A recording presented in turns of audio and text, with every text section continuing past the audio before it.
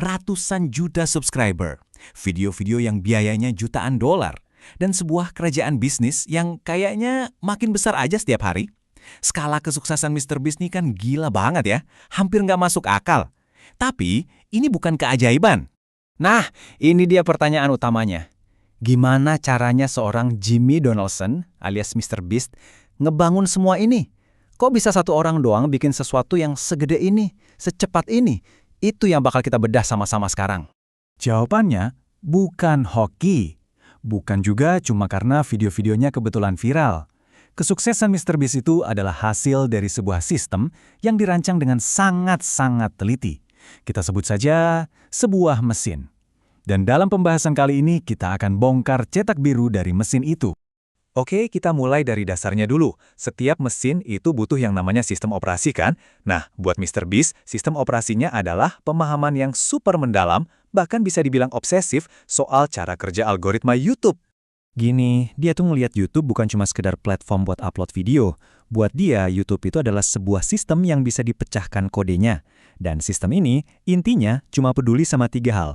1. CTR atau click-through rate, alias seberapa banyak orang yang ngeklik video Anda. 2. FVD atau average view duration, seberapa lama Anda bisa bikin orang betah nonton. Dan yang ketiga, AVP atau average view percentage, berapa persen dari total video yang ditonton sampai habis. MrBeast merancang setiap detik kontennya buat memaksimalkan 3 angka ini. Coba deh perhatiin taktik cerdas yang satu ini. Dia sadar banget kalau sekarang YouTube sering muter otomatis beberapa detik pertama video di homepage, jadi 5 detik pertama itu dia jadiin semacam pra-thumbnail. Dia langsung nunjukin sesuatu yang heboh dan bikin melongo, kayak sebuah pulau pribadi gitu. Biar orang langsung penasaran dan ngeklik bahkan sebelum lihat thumbnailnya. Genius! Dan itu baru satu contoh kecil. Dia juga jago banget soal niche blending. Jadi dia nyampurin berbagai genre, misalnya tantangan, drama, sama prank, dalam satu video. Tujuannya, biar bisa narik banyak audiens yang beda-beda sekaligus. Efektif banget. Terus, dia juga pakai video shortnya dengan strategis. Semua video shortnya itu nge-link ke video panjang terbarunya. Ini kayak ngasih sinyal ke algoritma, "Weh, video gue yang ini lagi trending nih, promosiin dong." Oke, mesin yang canggih butuh sumber tenaga yang luar biasa juga kan? Nah, buat MrBeast, bahan bakarnya ada 2. Reinvestasi uang yang gila-gilaan dan tim yang super elit. Kita bahas yang pertama dulu ya, soal uang. Angka ini mungkin jadi rahasia terbesarnya. Di saat banyak kreator lain pakai duitnya buat beli Lamborghini atau rumah mewah, MrBeast ngambil jalan yang beda.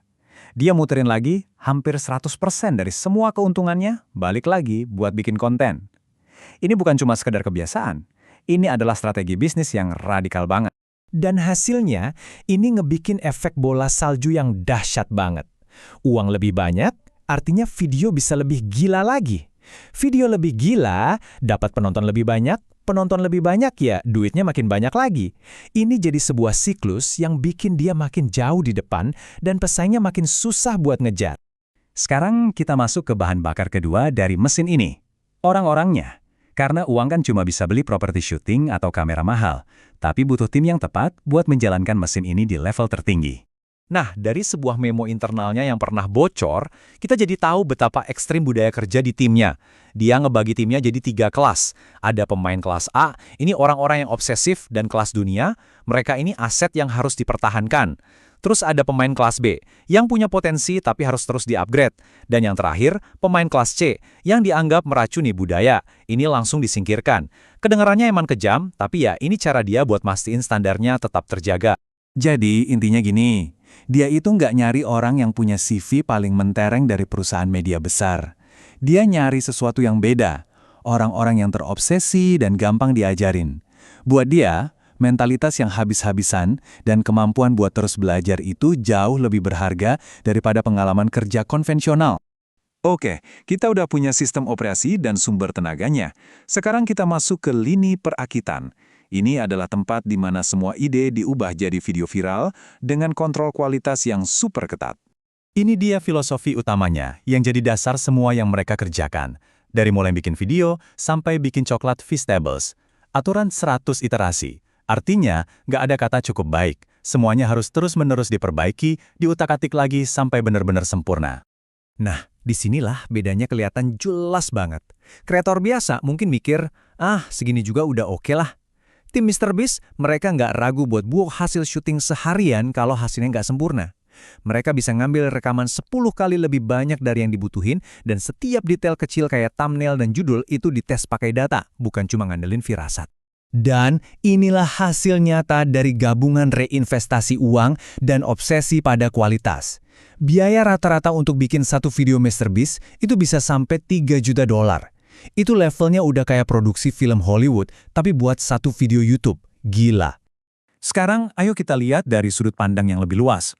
Karena mesin ini gak cuma ngehasilin video, mesin ini jadi motor penggerak buat seluruh ekosistem bisnis yang saling nyambung satu sama lain. Dia itu udah bukan sekedar YouTuber lagi, dia lagi ngebangun semacam perusahaan induk untuk kreator modern.